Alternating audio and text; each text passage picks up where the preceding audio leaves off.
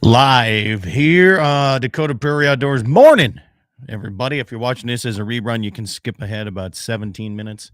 So we get into the regular portion of the radio side of things. Good morning, everybody. How you doing on a windy morning here? Holy buckets, was that windy yesterday. Last few days, this whole week was pretty damn windy. Hopefully you made it on morning, Waylon. Did you guys have the wind like we had down this way? Balls, man. It was bad. It's so windy that I'm actually possibly thinking about wearing a ball cap outside today. Good golly.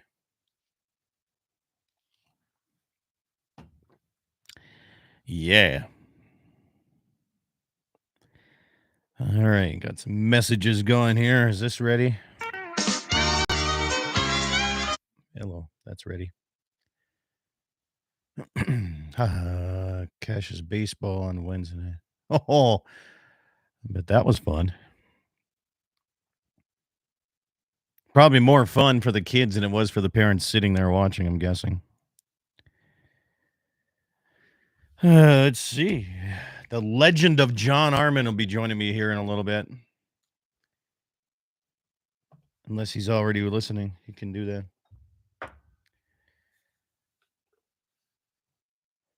The legend himself. You know, whether or not ivermectin works or not, I'll tell you, no, could have planted a lot of crops in the years after the game. A little dirty, huh? You know, whether or not this ivermectin works, doesn't work. I'm doing my own study on it, you know. That's right. I've been hired by science. That's right. Science hired me. You heard that right. He said hot up. Anyway, I'll finish my first thought. I was fencing in some pretty nasty thick brush, like bullberry bushes, buckbrush, all kinds of thick stuff. Last week, like all week, or this, I should say this week here, because it's still this week. Anyway, zero ticks, zero lice. The only thing that's really getting me, besides like Todd Mitchell said last year, or yet was it last week, 2 weeks ago? The only thing ivermectin has done that he can see is turn my hair gray. So cheers to you for this morning's.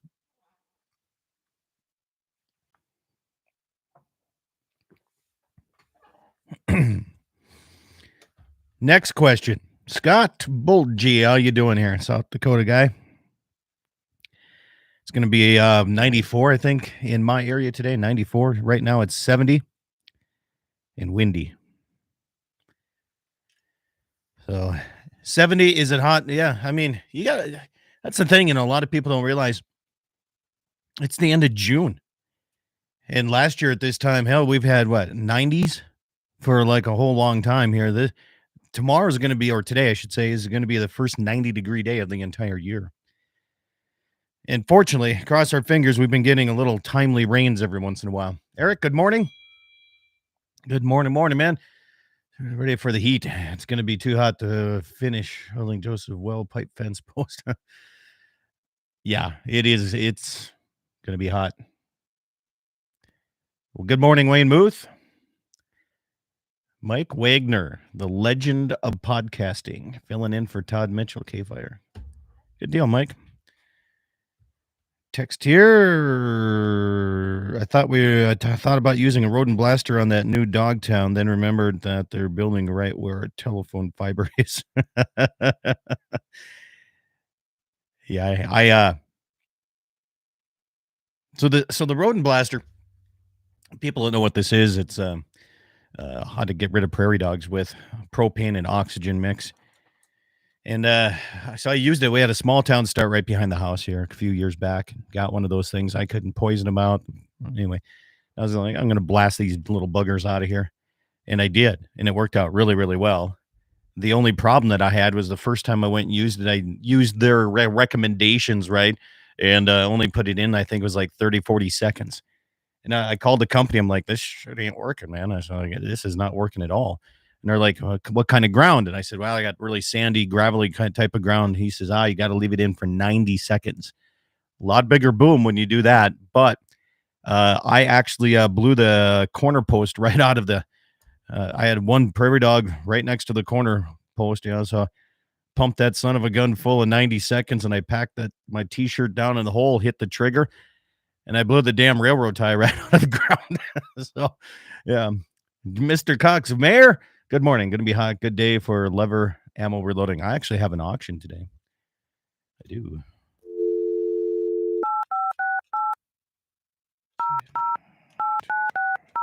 I think that's the number. It's been a while since I dialed this, John. See if the Arman is available. The legend of John Arman. Good morning. Live on YouTube, John Arman. Good morning. Good morning, buddy. How are you? I'm good. Good deal. Yeah. Can't really complain. But, it sucked losing as many calves as I did in that April storm. Yeah. But on the other side, we are getting timely rain and moisture, so it's green in the Badlands. It looks really, really nice. Yeah, it's green. We don't need this 100-degree heat. We do not. And wind, but no, within 10 days of right now, we could be pretty damn dry. There's no morning. No doubt about that. Karen in Mobridge, good morning. KOLY is ready to go. We're ready to rock and roll, John. How about you? I'm a little slow this morning. I'm feeling my age. It's all mindset. No, it's not. That's true. I'm just saying what everybody else says. Yep. No, I had you know how hard it is to be motivated to try to work out in 50, 60 mile an hour winds? Yeah, I hate it. I don't sleep during the night when I hear it. Oh, you should live in an old ranch house that was built in 1919. Let me tell you. Air conditioning. So we did install air conditioning, but this house went from zero power electricity, right? I mean, it was in the days when this house was built, it was like there's 54 or 57 windows in this house. So they use the natural light. Wow. Yeah. All right. So that's how it was built, and it works. Oh, I got to give a countdown of time here pretty quick here for the stations. 6:58:30 on Mark. Okay. Anyway, so when this house was built, it started out with that. I think it was in the 30s, late 20s, early 30s that or maybe it was when they built it, they installed what was that gas? They had a tank outside, and you had the actual lights where you could crank them on and light them by hand, and they would glow with a little flame on them. Kerosene. No, it's not kerosene. I can't remember the name of the damn gas that I was told. Anyway, that's what they had inside the house. No water, no nothing else. That's it. Wow. They put electricity in the house in the 50s, and they ran it it was new at that time. So they ran, I think there was 4 breakers in the entire house. Okay. Yeah. To run everything. Nobody had electrical stuff. So, that was it. So then in the, then went 60s, then like my father-in-law's mother lived here until the 90s when they were putting in some water wells and some hydrants around the yard. And they're like, well, let's run one over to the house. And she said, no. She said, I don't need water in here. I'll just go out there and pump it myself. Right. So until I moved back was when we put water in here in 2011. You're shitting me. I am not. Okay. Stations 700, 7 o'clock, 8 o'clock Central Time on Mark. So in 2011, 2012, we put in water. We put in sewer. So I put in a one 3/4 bath, 1 half bath. And they were in areas where you wouldn't think to put bathrooms. It was very unique to try to figure this out. And then we put in air conditioning in about 2015. Now, the heating ducts in this old coal stove was only on the main floor. There was no heat upstairs, no heat downstairs. So the air conditioning only does the main level. So that's So it's unique. It's kind of a neat old house. We tried to keep all the character that we could when we did the updates. But you know how that is. So is it expensive to keep it going? I mean, is it, buddy, or it was built well?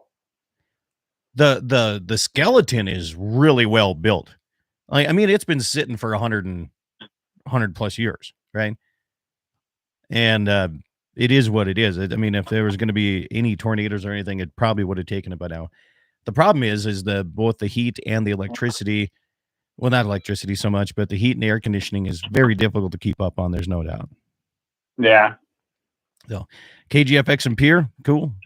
We'll be going here in 8:06. We'll start out. Thanks for checking in with me, guys.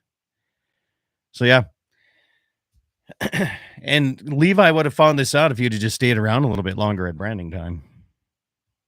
Yeah, he's always going 180 miles an hour in 8,000 direction. Oh, we had a good time. It was fun because we rode together on most of the roundups that we did here. Him and I rode together. It was a lot of fun. Did it remind you? Did you hear the Bonanza theme playing? And it was you were Little Joe and he's Hoff. No, he was on one of my horses that I just got back, putting a little manners into him. Good horse. Mm-hmm. Don't get me wrong. Really good horse. Older horse but just a good, like Levi said, he says, this thing's got a good big motor on him. And I'm like, yeah, it's just a really good horse, but rough trot. But no, we had a good time. Really did. I told him, I said, you just got to, and I know you guys scheduled it out. You got to schedule yours for a Saturday, but I'm sure you guys got the whole Badlands scheduled every day. That's the problem is around this area. As soon as you kind of have a day, you need to stick with it because every neighbor around you, everybody kind of works together on their dates. Yeah. And, but Friday, I mean, heck, you're done with school by then. No, we that's our last day. Yeah. And that's like I said, and you cannot get out of the last day of school. Anything that's the last week. Well, I'll see what I can do next year. I'd love to come and help you. I had plans this year to doing that, and it just seemed like everything was a messed up spring. Well, I tell you, the 2 weeks of storms that we had in April set everything back 6 weeks, including antelope kidding out too. Yeah. The same thing, and everything was late this year. And even the trees, I was talking to one of my, I guess you could say, shirt-tailed cousin of mine, big farmer. That's all he does is he just farms, and he's a mechanic and really good at what he does. And he says, I don't care about what day it is on the calendar. He says, I watch the trees. And our trees are just finishing leaving out right now. Like that's how late it is. Yeah. Like during branding, even Levi mentioned, he's like, there's no leaves on the trees yet. Like, no, there was. You could still see through all the draws and the cricks. Yeah, that's crazy.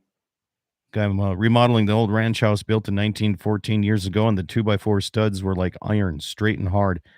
Boy, let me tell you, the floorboard joists. Yeah. Trying to drill through some of them to run wiring through, because I put new wiring in certain areas, especially when I actually built a kitchen. So I had to put, stove and all that kind of stuff in. They used the forms for pouring cement. They used them as the floor joists when they were done. So it was like drilling through concrete on some of this stuff. And it's actual 2x4s. It's not 1 3/4 by 3.5. It's 2x4 full cut. And most of this lumber out here that was used on this house is actually milled out here in the pines that we have. That's crazy. That's cool. Yeah. Little history. History lesson. All right. So, but it's hotter than heck in my studio because I don't have air conditioning out here at all. Oh boy. I'm in my little shop and I put air conditioning in here right away. Ooh. So 705.15, station 705.15 on Mark. I got to open a window, John. This is hot in here.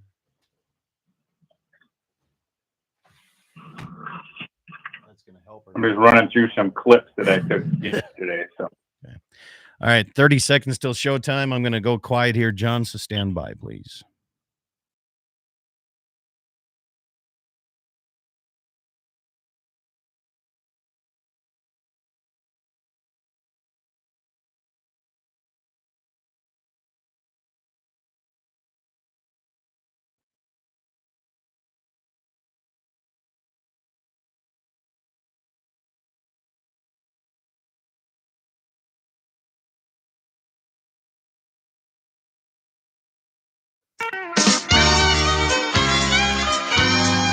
Good morning, everybody, and welcome to the Saturday edition of Dakota Prairie Outdoors. All across the Dakota Territory, around the world, on my YouTube channel as well, Dakota Prairie Outdoors or just Dakota Prairie Outdoors Radio on YouTube, I guess.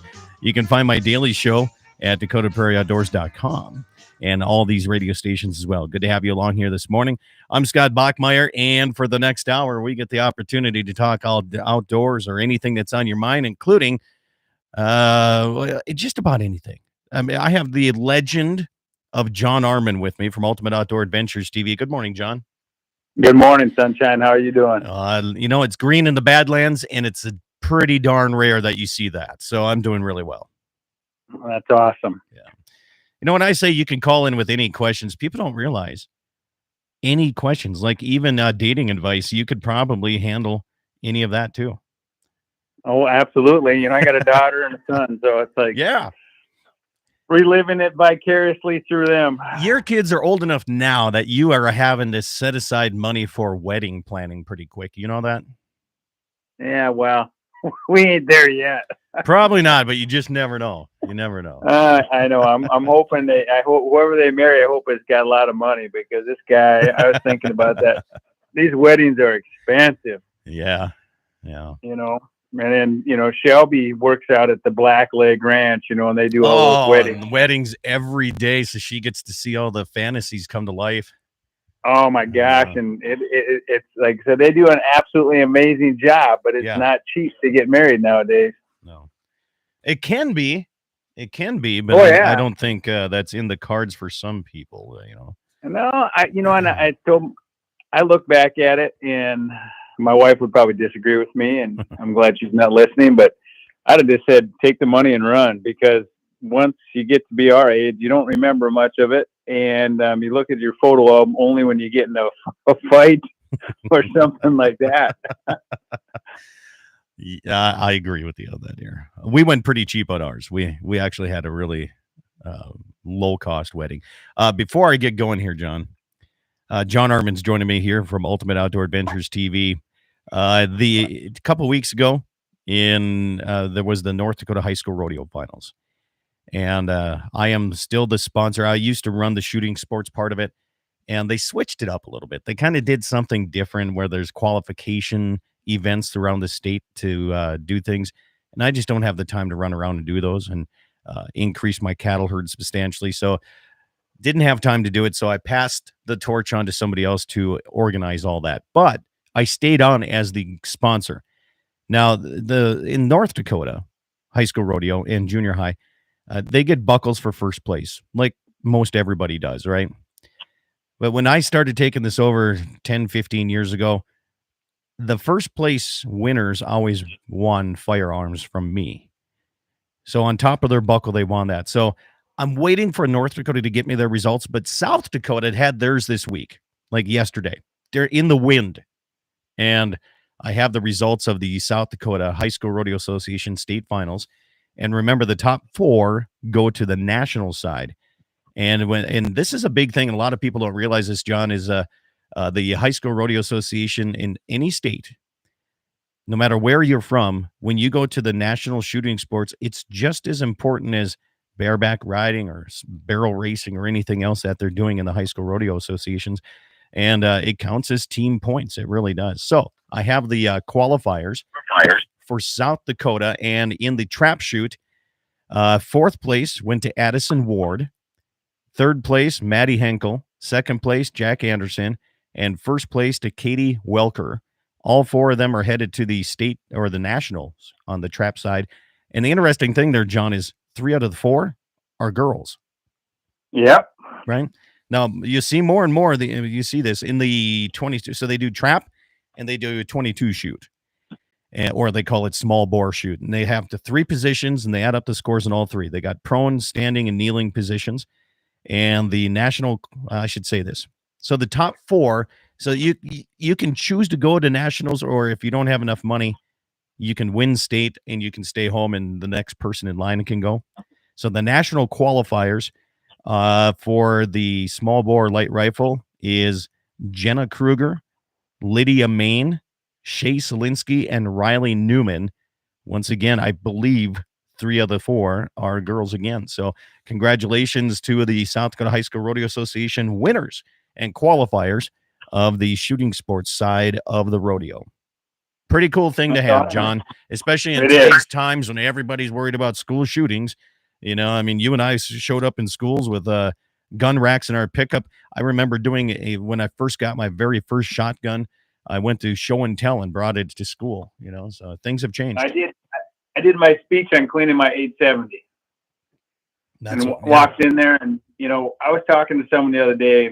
We won't get started on this, but I tried to explain to them that when you look at it, there was more guns, you know, probably when we were kids in that parking lot.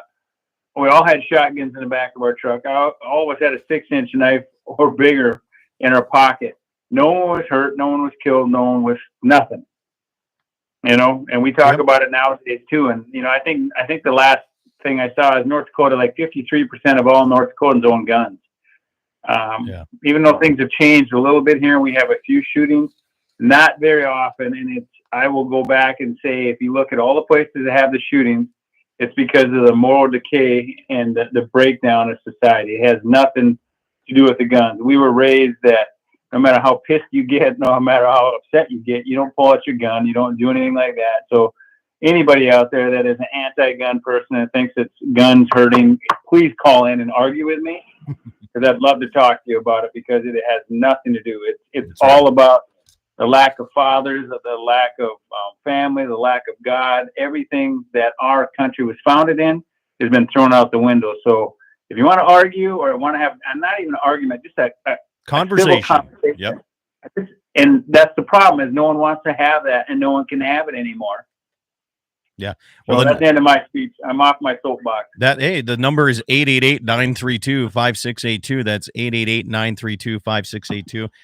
Easy enough to call in. It's toll-free number. And it is my own system, so I'm my own producer. When you call in, you're automatically put on hold. We'll get to your number and your call as soon as we can. I do have a message. Scott says Katie Welker was the runner-up in the high school state trap in Aberdeen last week.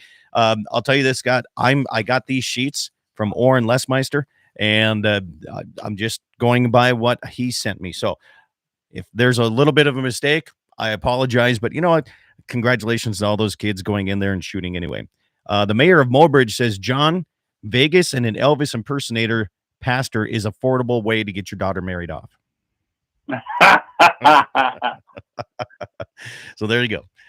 We can cover everything today. You know, as a school teacher that you are, John, I'm sure you get a lot about the school shootings and having an outdoor television program and the whole work. So, I mean, we can get on that here in a little bit. We're up against our first break. But again, here we'll have the phone lines open here. John Arman is my guest.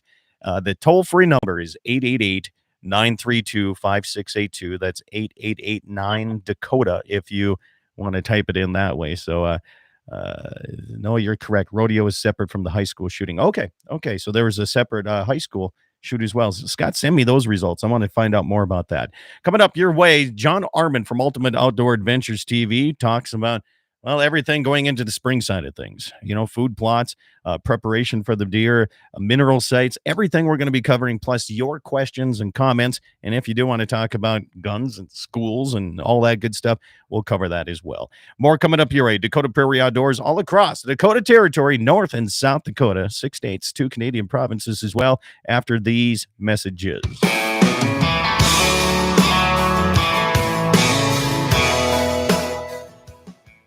Western Frontier Insurance. Agents that understand you, your needs, and the community. Whether you're looking for coverage on your farm, ranch, home, or auto, you can trust that Western Frontier Insurance will find you a combination of price and coverage that works for you. No fancy jingles, no talking boxes or animals, just good neighbors helping to keep you covered. Western Frontier Insurance. Offices in Hazen, Washburn, and Wilton.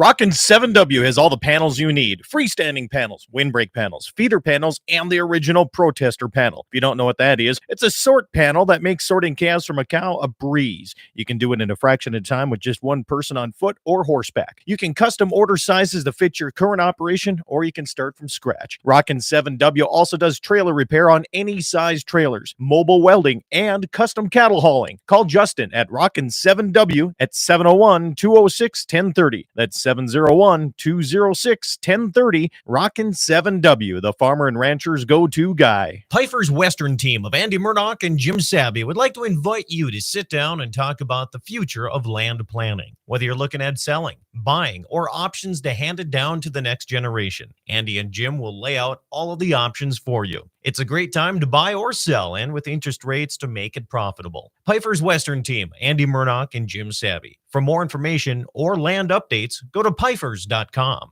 Our outdoor heritage is important to North Dakotans, and the state's oil and natural gas industry is advancing the possibilities for conservation.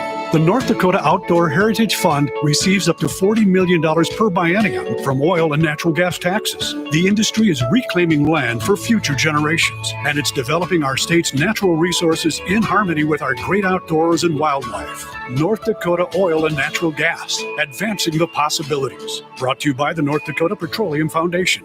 It's every American's right to bear arms. At Mandan Sporting Goods, we're here to help you support your Second Amendment rights, which reads, a well-regulated militia being necessary to the security of a free state, the right of the people to keep and bear arms shall not be infringed. Whether you're looking for a pistol for personal defense or collector gun, we have the staff to help you. We also have the area's largest inventory of ammo and reloading supplies. Mandan Sporting Goods, the area's local gun and ammo specialists. When it comes to picking the right financial institution that best suits your unique banking needs, we invite you to come bank with Dakota Community Bank and Trust. Recently named North Dakota's best small bank and Newsweek's America's Best Banks in 2021, we believe that community banking can blend both the past with down-home customer service and the future with modern banking conveniences and technology for our online and mobile customers, all while honoring our long-standing tradition of community-first oriented banking. Here at Dakota Community Bank and Trust. MoPro Guide Service, the best on Lake Oahe. Brent and his staff will give you the most enjoyable fishing experience, always having the latest in electronics, gear, and the most comfortable Lund boat on the water. Fish with somebody who lives in Mobridge, South Dakota, the heart of Lake Oahe. If you need a place to stay, the Mo Rest Motel has newly updated rooms with free internet, a family-owned and operated business. Go to OaheWalleyes.com. That's OAHE Walleyes.com for the best fishing experience Lake Oahe has to offer. Western Frontier Insurance. Agents that understand you, your needs, and the community. Whether you're looking for coverage on your farm, ranch, home, or auto, you can trust that Western Frontier Insurance will find you a combination of price and coverage that works for you. No fancy jingles, no talking boxes or animals, just good neighbors helping to keep you covered. Western Frontier Insurance. Offices in Hazen, Washburn, and Wilton. Rockin' 7W has all the panels you need. Freestanding panels, windbreak panels, feeder panels, and the original protester panel. If you don't know what that is, it's a sort panel that makes sorting calves from a cow a breeze. You can do it in a fraction of time with just one person on foot or horseback. You can custom order sizes to fit your current operation, or you can start from scratch. Rockin' 7W also does trailer repair on any size trailers, mobile welding, and custom cattle hauling. Call Justin at Rockin' 7W at 701-206-1030. That's 701-206-1030. Rockin' 7W, the farmer and rancher's go-to guy. On that road, but don't you worry, one day I'll settle down. And when that time comes, I hope you're still around. I hope you're still around. Welcome back, everybody. It's Dakota Prairie Outdoors Saturday edition, all across the Dakota Territory, and stations like KFYR at Bismarck, Mandan, KCJB in Minot, KLTC in Dickinson, KOLY in Mobridge, and KGFX, Capital City Piers, South Dakota. Good to have you along here this morning. Also around the world on the YouTube side of things, thank you for tuning in and subscribing to my channel at Dakota Prairie Outdoors Radio. John Arman is my guest. John, you back with me here this morning? John, are you there? Maybe I'm here, not. buddy. Oh, Sorry. there you are. Oh, okay. I thought I did something wrong in my phone system here, but we got a caller. We got somebody calling in. Here's Ben here. Ben, thanks for staying on hold to the break.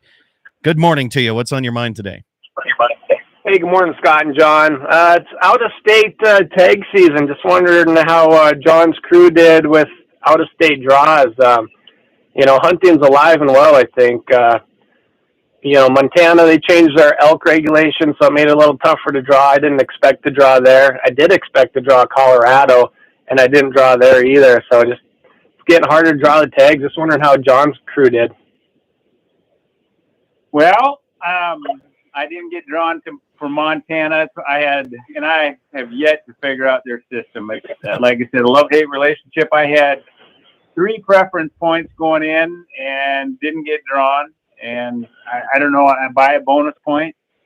So I thought I would have got drawn for the unit I wanted to for elk, but I didn't. We're waiting on antelope. I put in for rifle antelope, and we also put in for antelope for archery in Montana. We got drawn in Wyoming. I got drawn for deer and for antelope. But like I said, the unit we put in for antelope in Wyoming it's kind of private land, so there's not a lot of people that put in for it. But even now, that has changed, and the tags are getting scarfed up. And like you said, it's getting. If anybody tells me there's not enough hunters out there, they're crazy, because you can't get drawn for tags anywhere.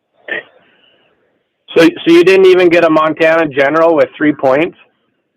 Nope. So, wow. And again, I don't understand their system, because I got drawn for elk like 4 years ago, with 1 point, 1 preference point, one bonus point. Then I put in for the next 3 years now, and for 2 years I got drawn for general, but I turned it back in because the general elk tag doesn't do me any good just because of distance. But now with more points, I didn't get drawn. So I have, like I said, I have no idea what goes on with that. Yeah. Have you ever done over-the-counter in Colorado? I think that's just going to be a zoo and probably a waste of time to go do. I haven't. I got a buddy that does down there, but he lives down there, and he does very well, and he gets away from other people. But again, he spends a lot of time out in areas that most people don't go to. But I've got other friends that have gone over the counter there, and they do well. But I think, hunting we're going to see more and more pressure. It seems like everybody's got disposable incomes nowadays, so they go anywhere and everywhere, and it's getting tough. Yeah, gas prices are expensive, but for hunters and fishermen, I think they're going to still keep going. I agree. Yeah, I mean, I haven't seen any slowdown on the lake from what I've seen. No. Well, Ben, thanks a lot for calling. You bet. Thanks for calling in. 888-932-5682. That's 888-932-5682.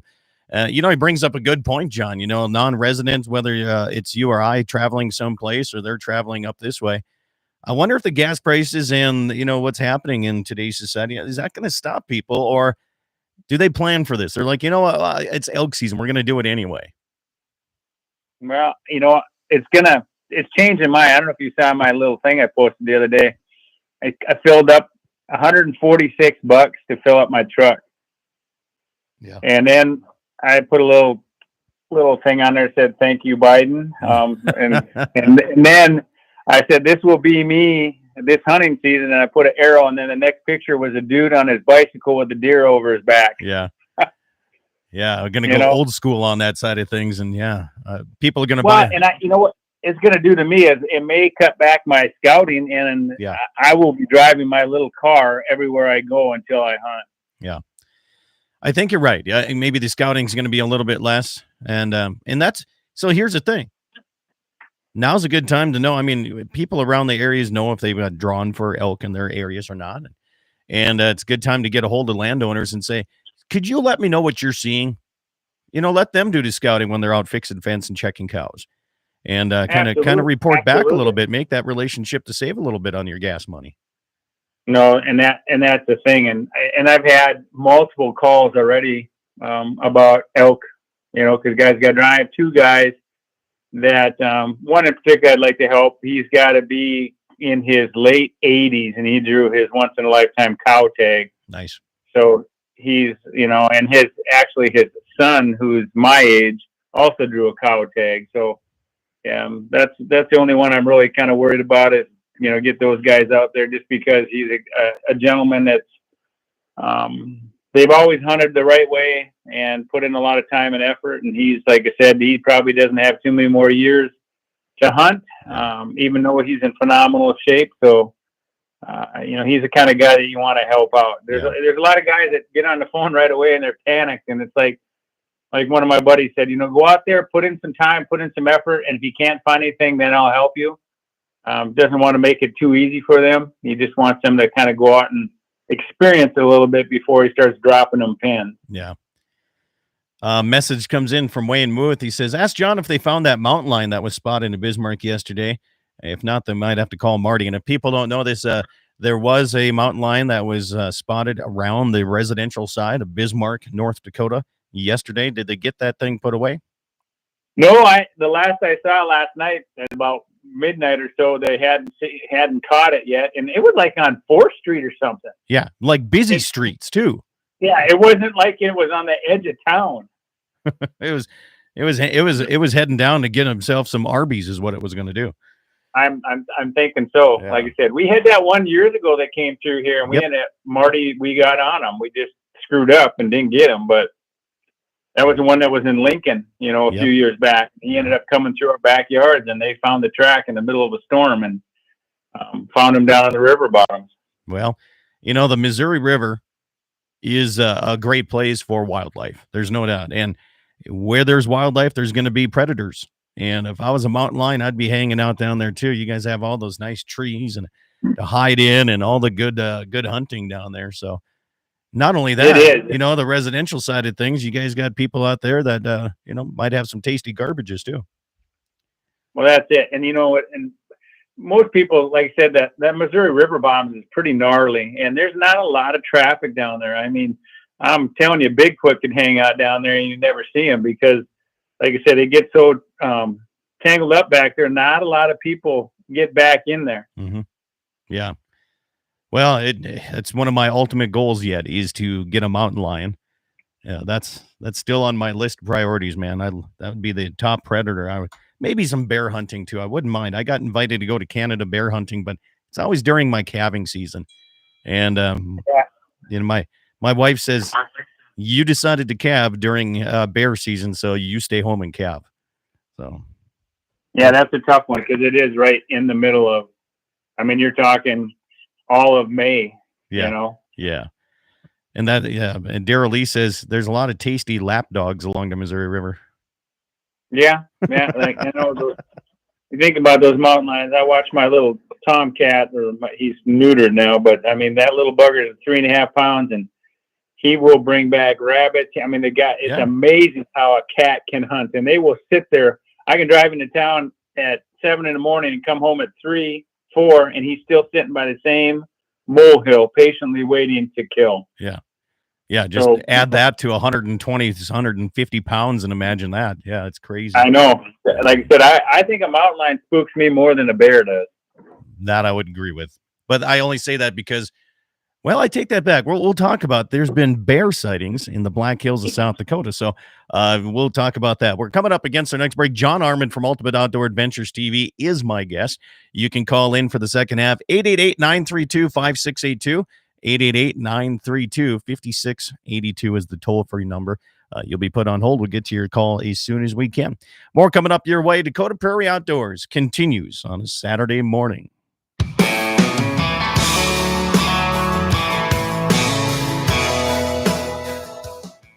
Western Frontier Insurance. Agents that understand you, your needs, and the community. Whether you're looking for coverage on your farm, ranch, home, or auto, you can trust that Western Frontier Insurance will find you a combination of price and coverage that works for you. No fancy jingles, no talking boxes or animals, just good neighbors helping to keep you covered. Western Frontier Insurance. Offices in Hazen, Washburn, and Wilton. Rockin' 7W has all the panels you need. Freestanding panels, windbreak panels, feeder panels, and the original protester panel. If you don't know what that is, it's a sort panel that makes sorting calves from a cow a breeze. You can do it in a fraction of time with just one person on foot or horseback. You can custom order sizes to fit your current operation, or you can start from scratch. Rockin' 7W also does trailer repair on any size trailers, mobile welding, and custom cattle hauling. Call Justin at Rockin' 7W at 701-206-1030. That's 701-206-1030. Rockin' 7W, the farmer and rancher's go-to guy. Pfeiffer's Western team of Andy Murdoch and Jim Savvy would like to invite you to sit down and talk about the future of land planning. Whether you're looking at selling, buying, or options to hand it down to the next generation, Andy and Jim will lay out all of the options for you. It's a great time to buy or sell, and with interest rates to make it profitable. Pfeiffer's Western team, Andy Murdoch and Jim Savvy. For more information or land updates, go to Pfeiffers.com. Our outdoor heritage is important to North Dakotans, and the state's oil and natural gas industry is advancing the possibilities for conservation. The North Dakota Outdoor Heritage Fund receives up to $40 million per biennium from oil and natural gas taxes. The industry is reclaiming land for future generations, and it's developing our state's natural resources in harmony with our great outdoors and wildlife. North Dakota Oil and Natural Gas, advancing the possibilities. Brought to you by the North Dakota Petroleum Foundation. It's every American's right to bear arms. At Mandan Sporting Goods, we're here to help you support your Second Amendment rights, which reads, a well-regulated militia being necessary to the security of a free state, the right of the people to keep and bear arms shall not be infringed. Whether you're looking for a pistol for personal defense or collector gun, we have the staff to help you.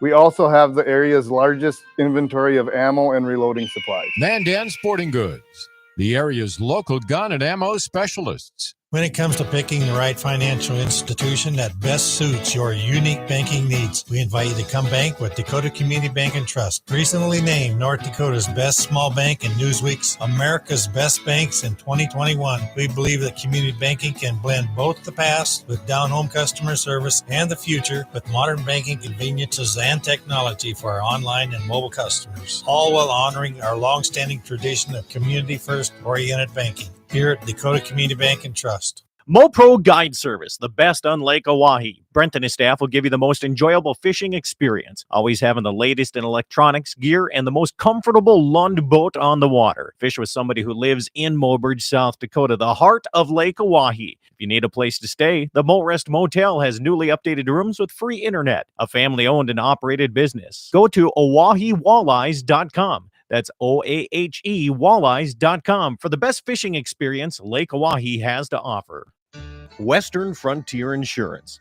Agents that understand you, your needs, and the community. Whether you're looking for coverage on your farm, ranch, home, or auto, you can trust that Western Frontier Insurance will find you a combination of price and coverage that works for you. No fancy jingles, no talking boxes or animals, just good neighbors helping to keep you covered. Western Frontier Insurance. Offices in Hazen, Washburn, and Wilton. Rockin' 7W has all the panels you need. Freestanding panels, windbreak panels, feeder panels, and the original protester panel. If you don't know what that is, it's a sort panel that makes sorting calves from a cow a breeze. You can do it in a fraction of time with just one person on foot or horseback. You can custom order sizes to fit your current operation, or you can start from scratch. Rockin' 7W also does trailer repair on any size trailers, mobile welding, and custom cattle hauling. Call Justin at Rockin' 7W at 701-206-1030. That's 701-206-1030. Rockin' 7W, the farmer and rancher's go-to guy. On that road, but don't you worry, one day I'll settle down. And when that time comes, I hope you're still around. I hope you're still around. Welcome back, everybody. It's Dakota Prairie Outdoors on the Saturday side of things here. I hope you're enjoying a windy, hot one today. Maybe not in your neck of the woods, but we're expected to get about 93, 94 degrees here in the Badlands. Winds up to about 40 miles an hour, and it's going to dry things out. But it is called the Badlands, not the Goodlands. Good to have you along. I'm Scott Bachmeyer here. John Arman from Ultimate Outdoor Adventures TV is my guest here this this beautiful day, I guess you can say. We're still on the right side of the ground here, John. So, we got to thank every single day we have, because you can't do that. But it's Father's Day weekend. Happy Father's Day to you. And in South Dakota, it's Father's Day free fishing day on Sunday tomorrow, and Father's Day fishing at the Palisade State Park. And coming up in South Dakota, also the Walleye League qualifier number 4 for the LAWC. That's on June 22nd and 23rd in Lake Sinai. Do you know where that is? No, I don't. Oh, it's a beautiful. It's I don't know anymore, but when I was fishing Lake Sinai, South Dakota, there was zero, very close to zero, like houses around this little lake. And it is a great little walleye lake, I'll tell you that. And there's on the west side, there's like a old road that went through there that got flooded over. And if you drag across that road ditch, that's where that was like the hot spot right there, man. I'll tell you that. I'm looking It seems like those road ditches are hot. I mean, like I said, out at the one east of town here, it's the same thing. I hear a lot of guys fishing over that road. Really? Yeah, I'm telling you this. Did you get in? I'm sure you got in for deer season. Everybody got their stuff in. July 1st in North Dakota. July 1st is the deadline for private landowners to electronically post your land. So that deadline is July 1st. Just a heads up on that. All right, John, what are you doing for food plots here? I got some text messages we got to get to first. Jay says he's over in the Montana side. He says, if you want to go bear hunting, you know a guy that you could hire to calve for you. Okay. All right. You're on, my friend. If I get that, and that's the thing I had to turn down. It was kind of in a trophy area in Ontario where I could have went, but we'll see if that comes back. Do a Minnesota fall bear hunt. They taste good in the fall, probably cheaper too. Bears might not be as big. Jason Zins, we both know him. I don't know how, is he owning part of Shield Sporting Goods now? I know he's pretty high up there anyway. And I know he does a lot of Minnesota fall bear hunts. So have you ever done one of those on the Minnesota side? We have. We went with a buddy years back, and one thing about the fall is you take a little bit bigger chance just because it depends on the berry crop and things like that. And I think went 3 years, and 1 year was absolutely phenomenal. The other 2 years were so-so, but you can still kill good bears. There's no question about it. It's just tough because it's during the fall when you're early season bow hunting and elk hunting and that kind of thing. So it you got to pick and choose. South Dakota, Black Hills of South Dakota, confirmed bear sighting, and is down by the Custer area between Lead and Custer. And that was confirmed that it was a bear. Now, they said the Game and Fish in South Dakota said, there's a good chance it's going to move their way through and just kind of walk, but you got to look at that. I mean, look at the habitat. There's good mountain lion habitat down there. And bear, what does a bear need for habitat? Do they like those thick trees, John? I mean, is that why Minnesota has a good bear hunting up there too? I think so. And, when I was talking to a young man the other day, and we're starting to see more and more in North Dakota. He runs hounds, and where at in North Dakota are they finding them? I want to say in the northeastern part of the state. Okay. Yeah. Because you're talking some of the same country. When you're looking at Canada, Minnesota, you got more timber. The bears up in Canada, a lot of those bears are on the fringe because they love oats fields and the farmland, and that's where some of your bigger bears come from. Mm-hmm. It's one of the things I'd like to do. Yeah, a mountain lion is kind of top priority. Bear would be probably, if I ever got a mountain lion, then I think I'd go after some bear hunting. Bears, and I'm, like I said, I watched a lot of guys kill bears this year, and because of the COVID and me and vaccinated and all that crap, I didn't get to go again this year. And I'll tell you, I miss Canada because there's nothing like being in Canada in the springtime. The sounds, the smells, you're on the lakes, fishing, and bear hunting is a lot of fun. It's not. I'm going to say it's not hard to kill a bear, but you want to kill a good bear. You want to kill something that's above average. It takes some skill and takes some patience, and they're also very tasty. So it's a great thing to do in the springtime. Yeah. Bear is very close in my mind to the pork side of things. Yep, and you got to cook it just like pork. That's what people get wigged out about, but it's like you got to make sure you bring it to, I don't know what it is, 168 or whatever you got to do to pork, because of trichinosis. You know, you don't want to get sick from it. No different than when you cook pork. Yeah. Yeah. How about food plots? What do you got going in this year for food plots? Did you get them in? Is it too late to put them in? What's the scoop? No, nope. It's, you know, on a year like this, you know, we were cool. I got mine in later than normal. I didn't start putting mine in, and I just finished up a couple weeks ago. Last week with one of my bean fields, and I just put in sorghum for the pheasants and things, you know, which you can always put in later. But I got the corn planted and the soybeans planted. Things look, you know, everything's popping out of the ground. So I think it's going to be a good year. We've got the right amount of moisture right now. We just need another shot, you know, timely rain like always, but things are looking pretty good. Especially after this weekend of a hot and windy, we're going to need a shot of rain next week pretty hard. So Daryl Lee says pork does not have to be cooked that hot anymore. Really? I didn't know that. I didn't either. See, I take the easy way out, man. I just eat beef. So. Yeah. I just let my wife cook and then I'm good. He says you can go to medium on pork anymore, and that's just fine, I guess. So on your corn and your beans, do you put in Roundup Ready so you can spray over the top, or do you not spray? Do you worry about that? You know, I've been thinking about that a lot because it seems like everything nowadays causes something, and you know, I can't even imagine farming, and I don't know how this country would farm and sustain what we need to feed this country without herbicides. So I don't know. Like I said, I use it Roundup Ready and usually spray it, burn everything off before I plant, and then maybe have to give it one more shot as it's growing, and then let some of the weeds come and stuff, because it's good for the wildlife and good for the birds. You know, that's one of the things I tell people. Pheasants don't like clean corn rows. You know, they like some trash in there. They like seeds, and all the birds do. So again, I'm not farming for production. I'm farming for wildlife. So if I get a few weeds in there, it's not so bad. You know, you could go old school. You could get your cultivator out where, you know, in the rows, you're still going to have some weeds, but a little bit, you know, try to get some of them knocked down in between the rows.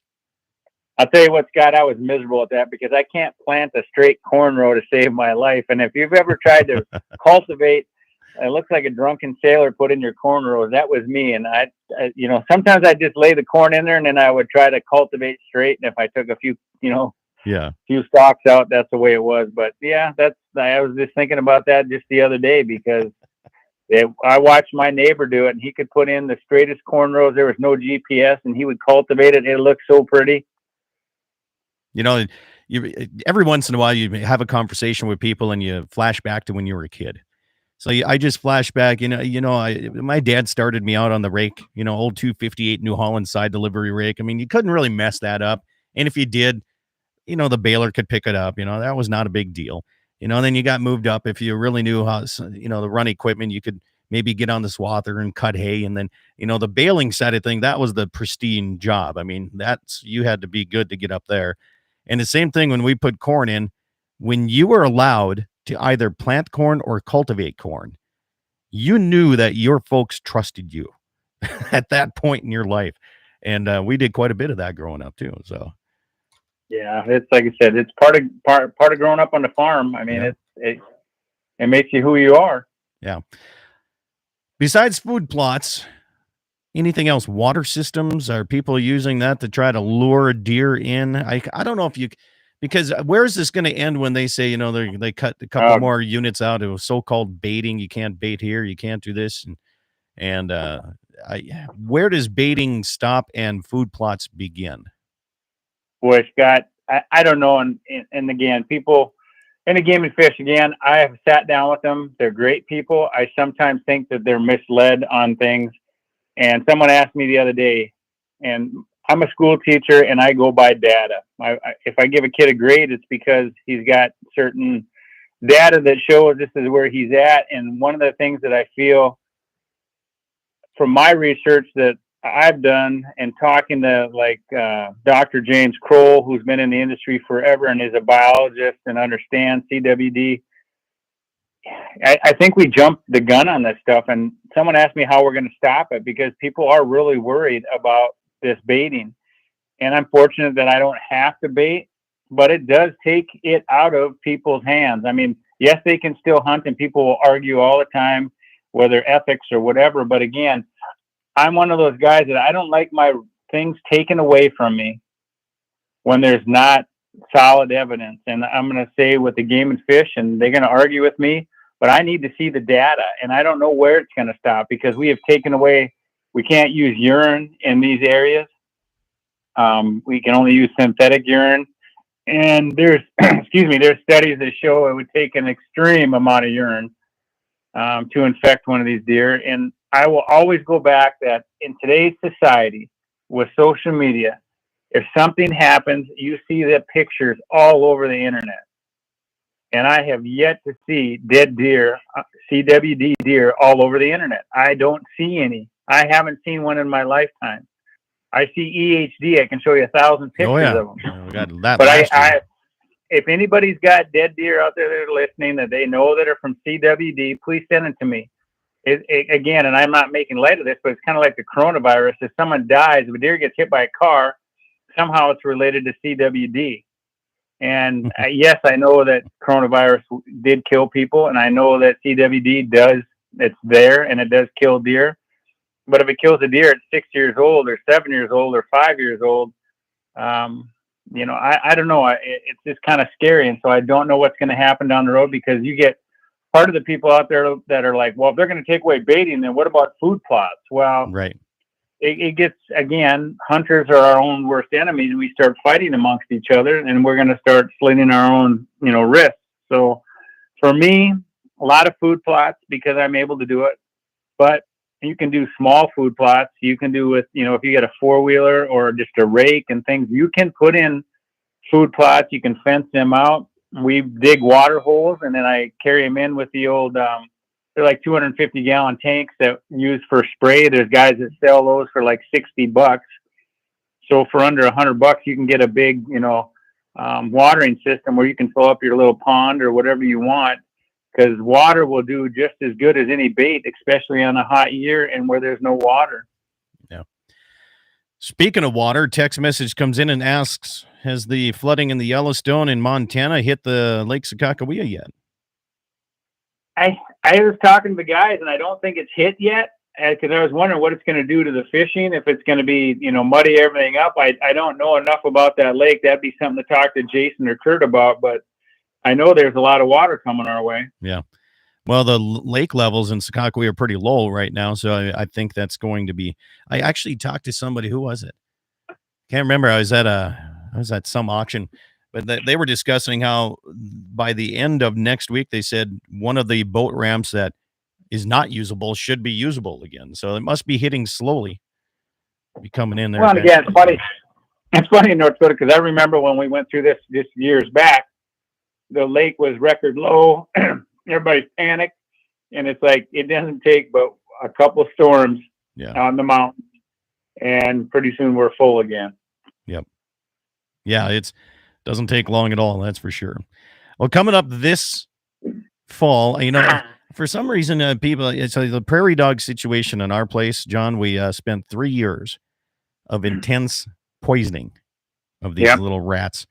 And you want to talk about an animal that is adaptable to pretty much anything you can put out there for them.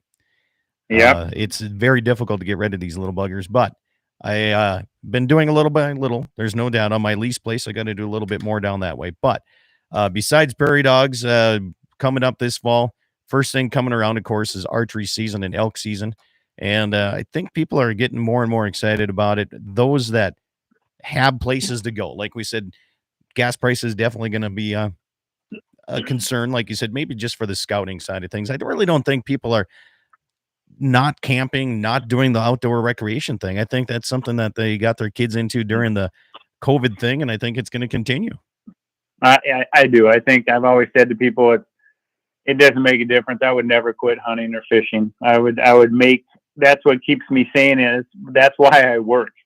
To provide for my family, to get out there and enjoy it. If you don't have a pastime, I think people they just may not do it quite as much, but I think guys are going to still get out there. And so like you said, this is a good time to get out there and meet some of those ranchers and landowners and build those relationships. And if they need, haying season is right around the corner and people are starting. Yeah, Always nice to offer help if you can, and find out that a little help goes a long ways in this world. The fences always need to be fixed. Absolutely. And like I said, again, we've talked about this. I think that's one of the things that we have lost our way in, is that landowner-hunter relationship, game and fish landowner relationship. I think more time needs to be spent on that, especially here in North Dakota when we're 96% private land. Yeah. All right, we got 2 minutes, and good conversation has just been texted. He says, maybe there's going to be less road hunting because of the fuel prices. Good luck on that one. No, here's my thing, and Randy, thanks for the text message, but I actually think it's going to be worse. I really do. And for some reason, I think you're going to see more people just sitting there parked and glassing instead of, they might not drive up and down the road as much, but I bet you it's going to be just as bad, if not worse. I really do. Well, yeah, like I said, it's one of those deals that what can you do? We deal with it all the time. And it's disheartening for sure for the guys that put in the time and effort. And again, I know there's some guys that may be older, can't get around, they have permits, but I would still tell them to stop and talk to the landowners and say, hey, I'm disabled and I'm going to be driving up and down this road. I hope you don't mind. I just want to let you know, so that the rancher doesn't get nervous or is wondering who's out there. Or at least pull off the side of the road or in a ditch or an approach or something. That's the only thing that we ask in this area, because usually when they're doing that, we're hauling and, weaning calves and hauling hay and all that kind of thing that pop over the top of a hill, and it gets it's a little scary at times. But no, it does. But like I said, it's, by God, Scott, you got to know that if there's a big buck there, I'm stopping in the middle of the road and I don't care who's coming. I know. And everybody's guilty of it at least one part in their life, right? And I do the same thing. If there's a coyote, I guess I do the same thing. So yeah. No, like I said, it should be, like I said, I think it should be a good year. We're going to hurt a little bit from the EHD. I'm seeing that, but there's still good number of deer out there in certain areas, and I think guys just gonna have to work a little bit harder. I tell you, EHD last year really hammered my area really, really bad. We don't have a lot of whitetail, but along the Missouri River, Little Missouri, there's quite a few whitetail down that way. And moving cattle out this spring, just so many deadheads that we were finding, and nice ones. Yeah, I know. It's crazy. It is absolutely crazy the amount of deer that we lost. Yeah. So I need to do what now? No, I was going to say, and I was going to say, before I say it, I'd have to check the regulations, but do you realize how much money a guy gets paid for antlers? Yes. If they're good quality. The quality, a buddy of mine called me, for a good elk shed, you're looking at over $100. Yep. Yeah, it should be right around $10 to $13 a pound. I know some of them go to China and they grind them up for boner pills. No, most of them go to dog chews. Dog chews is the next big thing. Okay. Yeah. And I was like, I was thinking about, I don't know if it's legal to saw those antlers off, because I wonder if you need a tag for them like we have to when we pick up a deadhead. If it's on a skull, you need a tag. So you can't just cut them off. No, that's there's a difference between a shed and a smooth-sided sawzall type cut. There's no doubt about that. So you got to. So I'm getting text messages for what I said about antlers here. So I'm getting in trouble right at the end of the show here, John. I appreciate you coming in and taking a little time on a Saturday. And I know it's kind of tough to do, but hey, happy Father's Day to you. Hey, thank you, buddy. I appreciate it. And you're a father too. I know you got a lot of little gippers running around out there. What? Raising heck in the pasture. So. Oh, I thought you're going a whole different direction on that one, John. Well, no, I'm not going to say that. That's why I know, Scott. Hold on here.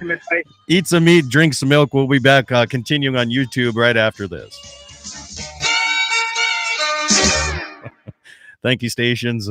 I thought you're getting me in trouble. What the hell are you talking about there, John? No, I'm going to tell you this, Scott. It's a word of advice, and it's not from me, but I've heard of this happening. Never, ever do an ancestry research. Did you watch on Netflix? There's that one called Our Father, and the guy was a damn doctor for infertility.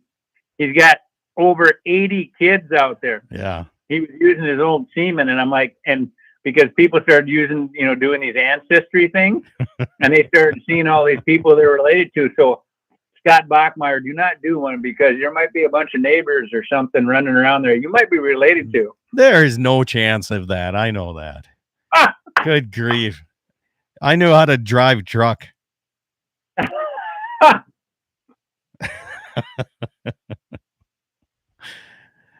Too funny. Yeah. Right at the end of the show, there's a whole bunch of happy Father's Day. Yeah. Oh, good stuff. I tell you, Scott, we need this show needs to be 2 hours. Well, we're continuing on YouTube a little longer here, but it gets, I think the YouTube side of things, we can be a little bit more non-politically correct than we do have to on the radio side of things. Yeah, no, I got nothing to say. I'm trying to I was listening to T-Bone, T-Bone, the big boy that, he lost his leg. He's got lymphoma or something. He got cancer. So he's been battling it for a year and stuff. And like he said the other day, he's trying to learn to walk and stuff. He goes, I'm just looking, I'm excited about being able to walk into the bathroom and take a dump on my own without being in a wheelchair, things like that. And he goes, gas is $5 a gallon. We're not happy with our president. The world is looking pretty bleak. He goes, but you don't have to look very far, and someone has it worse. And I'm trying to have that mentality, because I get so caught up in our politics, and I'm so frustrated with the way the world is, and I'm not going to quit fighting for what I believe in. But we got to start figuring out how to get along. And I mean, and that's tough. But we, when we were kids, there was Republicans, Democrats. We all got along. We all drank beer. Now it seems like we can't drink beer together, and we got to figure out a way to get past that, because we are all Americans, and we have a great country. It's still the greatest country in the world, but there's definitely got to be some changes. But somehow we got to get past that anger that we have, and I know I have it. Yeah, everybody has it a little bit, but communication, like you said, communication is the key to everything, and we need to do that. I mean, I said the same thing. That was the basis of my keynote speak for the Forest Service national meeting in Medora here about a month ago. I was one of the speakers that I was invited up to do, and the whole thing, I said, it was based on communication. I said, you guys have certain things you need to take care of on the recreation side versus ag side. We don't know those on the agriculture side, but if you could at least let us know what you're dealing with, and we'll tell you what we're dealing with. That communication line needs to be there. And it is. We can meet in the middle, because again, I know that our agenda, I have my own agenda. We all have our own agenda. You protect your agenda as a rancher. I'm a sportsman or whatever, but we got to work it together somehow. We can figure that out. We get pissed so fast that we just walk away from the table all the time. Message on YouTube says, what's the difference between baiting and 200 deer on a hay pile in the winter? See, and that's the argument that I've been having with a lot of people that are against baiting. I'm like, if CWD was really that bad, you would see it more so than what we're actually seeing. I mean, EHD, it's no big deal. They all die. It's like, oh, that's just nature. So is CWD. Same. It's still nature. And that's the thing, Scott. When I argued with them, and the only way we're going to stand up. So if you understand the way the Game and Fish works and the way the system is it's no different than coronavirus. And people laugh at me and kind of shun me for it. But when coronavirus came about, what did they do? Everything. If you had a cold or pneumonia, everything was COVID. And what they did is they gave executive power to the government to start making decisions because of coronavirus. And that's the same way that the Game and Fish has executive powers because of the CWD proclamation. So they can put whatever they feel in that proclamation because of CWD.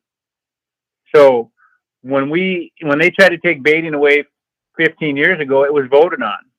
Right? Now we can't even take it to the legislature. No. So, but we need to take it to the legislature. If people, the only way to get this changed, because someone said the meeting up in Minot got pretty heated. And it was about you know, some of this prairie grit and stuff, these that are helping handicapped kids and, Mm-hmm. you know, getting, you know, good shots and things like that. And, you know, I guess there are some words flying and things happening. And someone said, well, maybe they'll just, you know, make some exceptions. And I don't think there should be exceptions. It's kind of like, why do I get to drive 85 miles an hour on the highway and Scott Bachmeyer drives 35? Yeah. And people need to stand up. We need to go to our legislature because they need to show me the science. And I'm not trying to be an idiot, but it's like, they didn't show me any science. They just said, well, this is the way it is. Yep. They have to show me the data. There is absolutely zero data. And if anybody can find it out there, and there's people that are a heck of a lot smarter than me, but I could not find any data that shows that CWD is spread by baiting. And we're seeing that because of the units that we have in your old country, you know, that's been bait free for 10 years. They're still spreading CWD.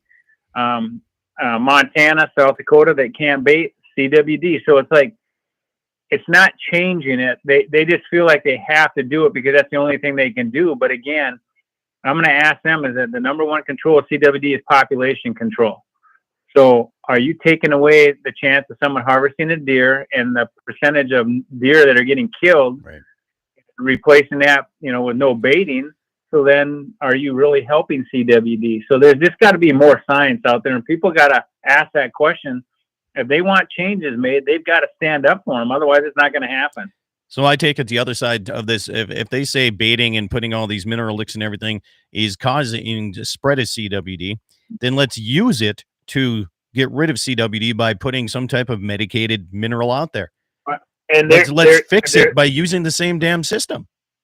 And there's a deer farm in Wisconsin that's got that figured out, and they're working on it. They have. I told you that they had a doe that's 9.5 years old, and is lost weight, but not very, and has had CWD for half of her life. You know, so again, a lot of people don't like to hear this, John, but the deer farmers need to be consulted on this because they're the ones that can figure this out. Well, it is, and you know, because it's their livelihood, it's no different than cattle. Yep. You know, they're the ones who are going to come up with it. You know, they're going to come up with a cure. And again, there's just not enough science, and you just can't, you know, go off half-cocked and take away opportunities for people. And again, I'm kind of biting the hand that feeds me because it benefits me because there'll be less hunters out there. Because without baiting, there's a lot of guys that aren't going to hunt and aren't going to kill deer. Yeah. So it would benefit me, but I just don't like when we get things taken away from us when there is not science any to prove science it. behind it. I agree. There's got to be a reason.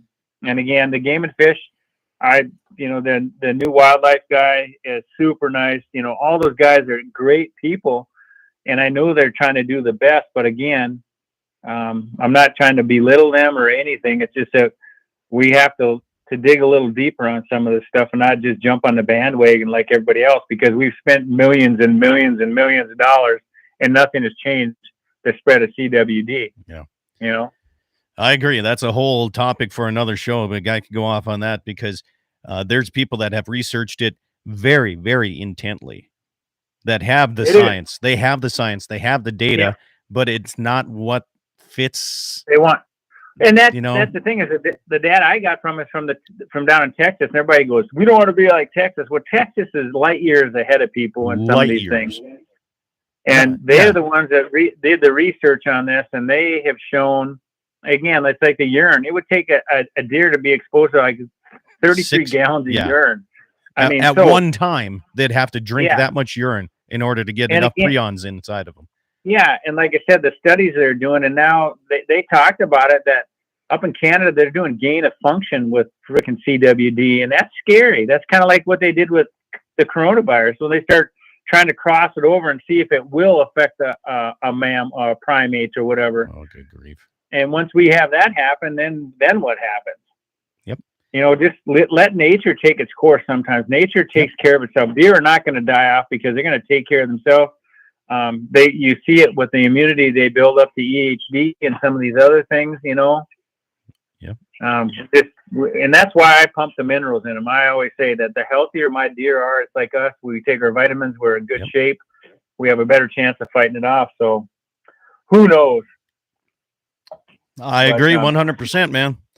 Hey, buddy, I got my camp coming up July 13th, 14th, and 15th, and we're about full. I think I got like openings for 5 kids because we reopened it because we filled up, and we've gotten some great sponsorships. One of your buddies, I don't want to mention his name just because so other people don't hit him up, but I want to thank him. He's your right-hand man. He sent me a donation. I appreciate it very much. And if he wants me to, I will say who did it because of so he gets a little shout out. He don't mind. We both know it's Jesse Flath, and I'll say his name. Western Frontier Insurance. I didn't know he was in insurance. He's actually, I think he's kind of taken over a lot of. See, his dad's been doing it for years, and they got offices in Bowman, Hettinger, Wilton, Wing, or Wilton, Washburn, and Hazen.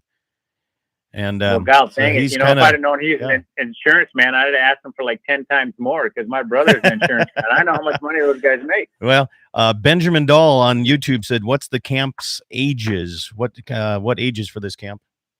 Well, we're set at 12 to 17, but that's not solid. I've let 11-year-olds in, and I have an 18-year-old, depending on kind of high school range kids. Depending on maturity, that kind of thing for younger kids, but. We try to keep it at 12 to 17 because that's for the certification for the bow hunter's education. Yeah. Well, I tell you what, we should do. I don't know what you're doing next Saturday, but we could sure do another show and talk about a few more things. We could do a little CWD and talk about this camp a little bit. That sounds good. I'd love to. Let's do that. Let's just plan on that and pencil you in. And something comes up, let me know. But we'll just do it back to back. Well, I appreciate it, buddy. Yeah. Okay. I better run, man. I got a few things. All right, I got man. to feed and go from there. Thanks always, buddy. All right. See ya, man.